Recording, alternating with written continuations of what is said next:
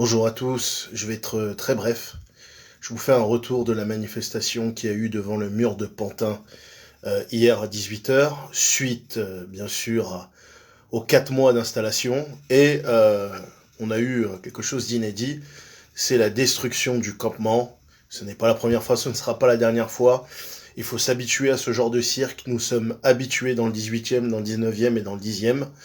Et ça a été l'occasion justement de confronter les usurpateurs du collectif 93 Anti-Crack, qui sont le président du parti communiste du 93, Antenne Pantin, Raphaël Pérez, et Stéphanie Benoît, qui sont responsables de la destruction de la cohésion des collectifs, qui sont responsables aussi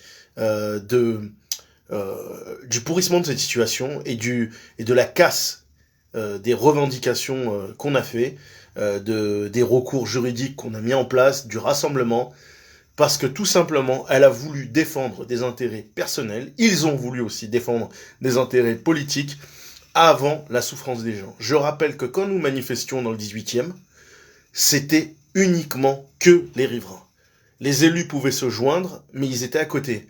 Et je salue le courage de François Dagnaud, qui a assumé toute cette crise tout seul, alors que celui qui administre le parc Éole, c'était Éric Lejoindre, qu'on voyait très rarement.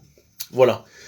Je voudrais faire aussi cet appel aux habitants de Paris et de la Seine-Saint-Denis de s'organiser en collectif indépendant, de ne pas suivre les délires de fédérations de riverains qui vous trahissent quand vous avez besoin, et j'en ai été le cas quand j'ai dénoncé les fourberies qu'il y avait avec Stéphanie Benoît et Raphaël Pérez.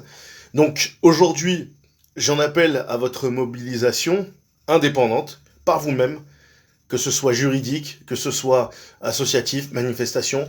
Ne laissez plus faire ça. Il est temps d'avoir une cohésion, une solidarité, une organisation de la part de la population comme nous l'avons fait dans le 18e et dans le 19e. Sinon, la situation va ne faire que pourrir. Aujourd'hui, moi, je vais m'investir sur des actions associatives réelles liées à la politique de la ville, liées à mon cœur de métier, pour pouvoir clairement aider la population et aider le public toxicomane qui est vraiment victime de cette situation. Je vous remercie.